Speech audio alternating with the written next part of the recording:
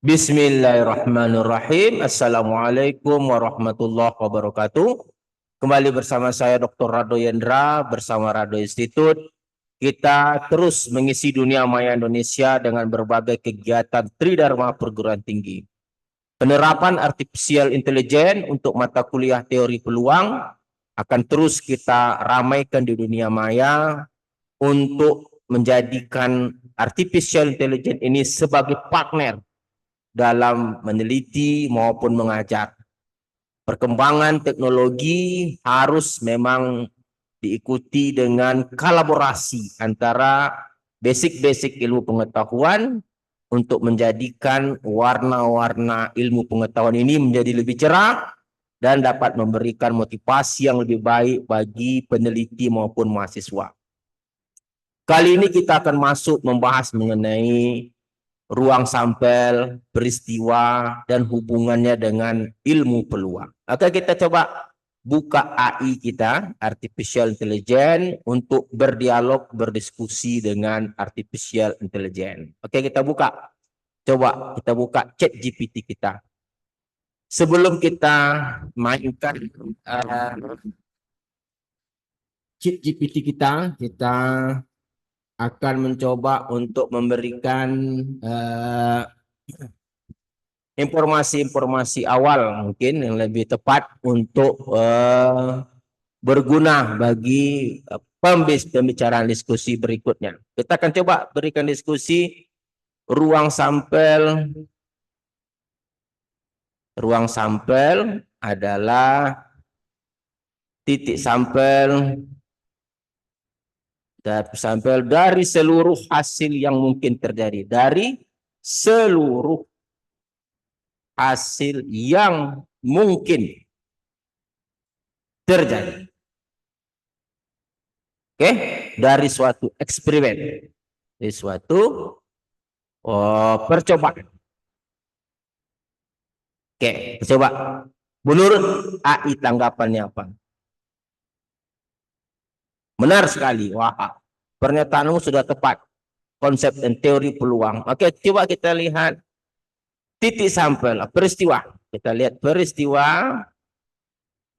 Peristiwa adalah, sebelum kita tanya peristiwa, kita coba peristiwa percobaan pelantunan satu dadu, satu mata dadu. Apakah yang mungkin menjadi ruang sampel? Apakah yang mungkin menjadi ruang sampel? Oke, kita lihat. Coba kita lihat apa tanggapan dari AI. Oke. Ruang sampelnya adalah katanya semua angka yang mungkin muncul pada sisi atas dadu. Wah, jadi jelas konsepnya. Jadi kalau dadu dilempar, tentu yang menjadi titik sampel, ruang sampel itu adalah mata yang di atas. Jadi kalau dadu itu kan kita lihat seperti kubus ya, seperti kubus. Dan kalau terlantun, maka yang di atas itu adalah menjadi titik sampelnya. Jadi karena dadu itu katanya karena dadu standar itu memiliki 6 sisi nomor, 6 sisi bernomor 1 sampai 6, maka katanya yang dikatakan ruang sampel itu seperti ini. AKS 1 2 3 4 5 6.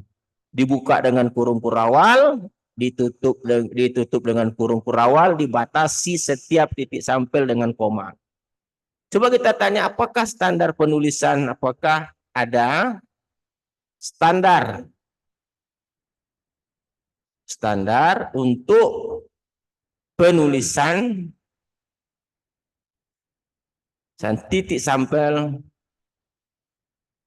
sebuah ruang sampel. Nah, kita tanya.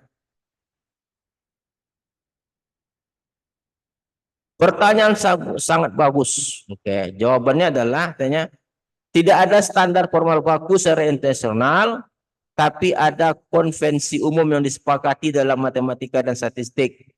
Untuk menuliskan titik sampel katanya adalah Dibuka, ini yang paling penting. Ditulis dalam tanda kurung kurawal. Oke, menunjukkan kumpulan ruang semen. Nah, ini dia. Setiap titik sampel dituliskan sebagai elemen individu dipisah oleh tanda koma. Oke. Urutan bisa penting, bisa tidak penting. Nah, jadi kalau begitu kita lihat kalau dia ada 6 titik sampel, maka dibuka oleh tanda kurung kurawal, ditutup oleh tanda kurung kurawal, dipisah oleh tanda koma. Coba kita tanya berikutnya. Bagaimana kalau dua dadu dilantunkan, apa yang menjadi ruang sampel?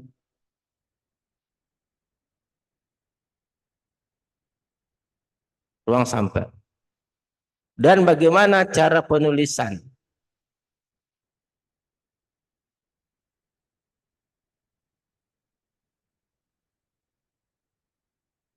Kita lihat. Pertanyaan ini sangat penting memahami ruang sampel gabungan. Nah, kita lihat. Melantunkan dua dadu sekaligus. Oke, ruang sampelnya katanya, ruang sampel terdiri dari pasangan terurut angka dari dadu pertama dan angka dari dadu kedua.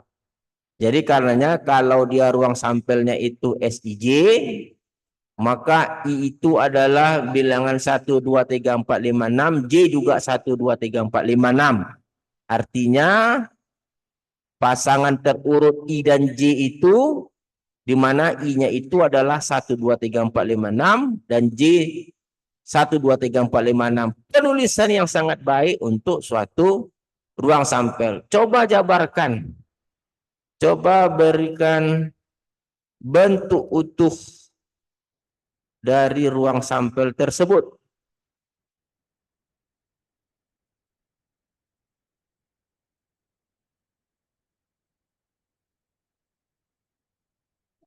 Oke, kita lihat bentuk utuhnya. Nah, ini dia bentuk utuhnya nih. 11, 12, 13, 14, 15, 16, 66. Wah, ini luar biasa. Jadi kalau dengan AI ini kita bisa untuk bereksperimen, ya, bertanya, luar biasa sekali. Coba kita tingkatkan. Berikan bentuk utuh 4 dadu. Berikan bentuk utuh, berikan ruang sampel utuh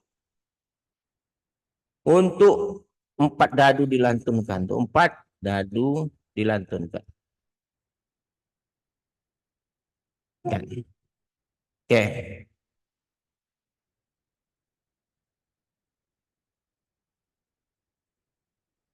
4 dadu dilantunkan, berarti kita membuat kombinasi berurutan dari angka-angka muncul dari setiap dadu. Berarti ada 4 dadu. Kombinasi dari 4 dadu, oke? Nah, ini cara penulisannya nih. SABCD. Oke, kombinasi ABCD-nya ini pasti bilangan 1, 2, 3, 4, 5, 6. Berarti Anda bayangkan aja. ABCD-nya ini. ABCD-nya ini merupakan bilangan 1, 2, 3, 4, 5, 6. Jadi kalau kita lihat, ada total 1296. Oke, contoh beberapa titik sampel. Nah, kalau kita minta semuanya, coba kita bilang, bisakah? Bisakah ditampilkan semua? Semua mata dadu. Semua ruang sampel. Semua titik sampel dari ruang sampel tersebut.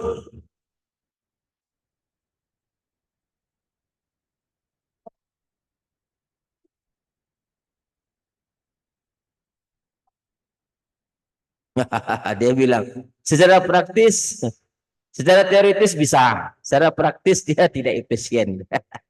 Jadi kalau kita lihat, ternyata dadunya malas juga ternyata. Aduh. Oke, coba kita lihat. Kita lihat peristiwa. Lalu apa yang disebut dengan peristiwa? Apa yang disebut dengan peristiwa atau event?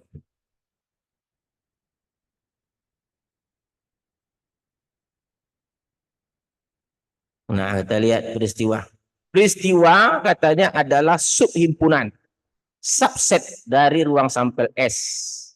Artinya katanya berarti peristiwa adalah satu atau lebih titik sampel dari seluruh kemungkinan hasil percobaan. Jadi artinya dia kalau subset, tentu titik sampel peristiwa ini tidak akan pernah besar dari titik sampel dari ruang sampel, minimal sama.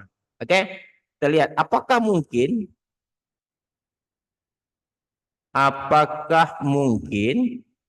titik sampel event peristiwa jumlahnya sama dengan titik sampel ruang sampel.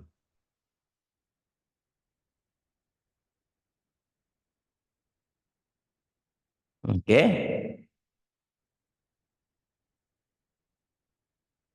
Sama mungkin. Jadi kalau dia sama sangat mungkin. Lalu pertanyaan berikutnya, apakah mungkin jumlah titik sampel? Apakah mungkin titik sampel peristiwa lebih besar dari titik sampel ruang sampel?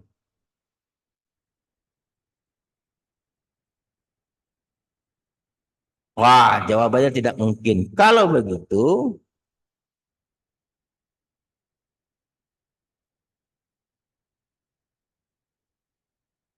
tuh apakah mungkin peluang? Oke, jangan peluang dulu. Baiklah, berikan contoh beberapa peristiwa. Kita minta contoh dulu beberapa peristiwa. Oke, contoh misalnya. Berdasarkan peristiwa melempar satu dadu. Nah, ruang sampelnya 6. Jadi kalau melempar satu dadu, ruang sampelnya 6. Nah, ada beberapa peristiwa. Peristiwa A yang muncul genap. Peristiwa B yang muncul ganjil. Peristiwa C yang muncul angka 6. Nah, ini peristiwa D yang sama. Peristiwa D sama dengan ruang sampel. Dan E adalah peristiwa kosong. Jadi ada beberapa kemungkinan peristiwa untuk satu ruang sampel. Jadi yang perlu Anda ingat adalah titik sampelnya itu tidak pernah besar dari titik sampel ruang sampel. Itu peristiwa, konsep peristiwa. Oke? Kalau melempar dua dadu, ini jelas tadi konsepnya, ini dadu IJ, di mana IJ itu adalah anggota dari 1, 2, 3, 4, 5, 6. Beberapa peristiwanya, contoh misalnya jumlah kedua mata dadu itu jumlahnya 7. Kedua dadu itu sama jumlahnya. Oke, di mana dadu itu selalu mata dadu pertama selalu besar daripada kedua. Ini adalah contoh-contoh peristiwa yang dapat kita ambil. Ingat, ini adalah ruang sampel untuk penyataan secara matematis. Kalau kita jabarkan tadi jelas ada 11, 12, 13, 14, 15, 16, seterusnya. Jadi ABC ini adalah peristiwa. Nah, sekarang kita lihat peluang. Peluang adalah hasil bagi jumlah titik sampel peristiwa dan titik sampel ruang sampel.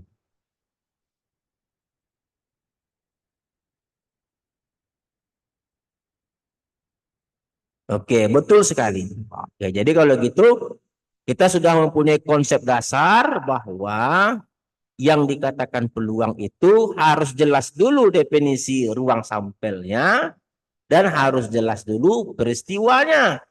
Jadi dalam memikirkan peluang itu kita harus jelas dulu apa yang sebagai ruang sampel, titik sampel ruang sampel, apa yang menjadi titik sampel sebagai event atau peristiwa. Oke, kita coba tanyakan sama CIT. Kita tanya sama AI. Pelantunan 2 dadu . dadu dengan pelatunan 2 dadu, tentukan peluang suatu peristiwa A, di mana peristiwa A adalah munculnya mata dadu yang berjumlah 7. Oke.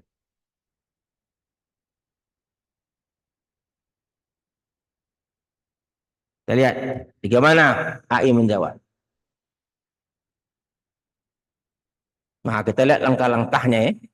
Yang penting langkah-langkahnya. Pertama ingat, pastikan dulu ruang sampel. Karena ruang sampelnya secara definisi, secara umum adalah semua pasangan IJ, itu 1, 2, 3, 4, 5, 6, J juga 1, 3, 4, 5, 6, maka S itu adalah 66. Jadi 11, 12, ini pasangan semua IJ. Itu untuk 1, 2, 3, 4, 5, 6, J 1, 2, 3, 4, 5, 6. Nah, karena kita tanyakan sekarang adalah peluang, tentu kita lihat peristiwa. Katanya peristiwa A, IJ-nya itu kalau dijumlahkan harus 7. Maka seluruh kemungkinan yang dijumlah 7 itu cuma 16. 1 tambah 6, 7. 25. 2 tambah 5, 7. 3, 4. 3 tambah 4, 7. 4, 3. 4 tambah 3, 7. 5, 2. 5 tambah 2, 7. 6, 1. 6 tambah 1, 7. Berarti tidak ada lagi selain dari ini. Apakah, kita lihat, apakah 45 termasuk dalam titik sampel? Kita lihat jawabannya. Apakah 45 termasuk titik sampel? Termasuk titik sampel. Titik sampel.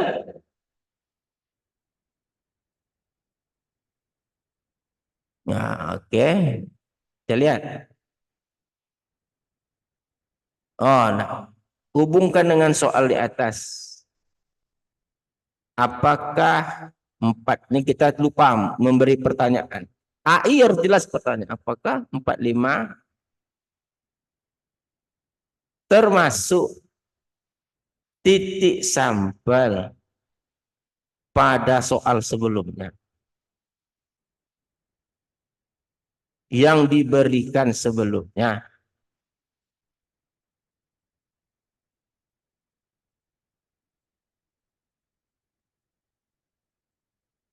Nah, karena peristiwanya munculnya berjumlah 7 katanya, apakah 45 termasuk titik sampel? Karena hitungan jumlahnya 4 tambah 5 sama dengan 9, tidak sama dengan 7, maka jawabannya 45 tidak termasuk titik sampel. Oh, jadi kalau begitu, dalam menggunakan AI ini, kita harus jelas ya, pertanyaannya terus jelas. Kalau kita tanyakan tadi 45 titik sampel, ya di 45 betul titik sampel. Tapi apakah berhubungan dengan soal? Tentu tidak. Oke, lalu kita tanya, lalu berapa peluang? Berapa peluang soal sebelumnya?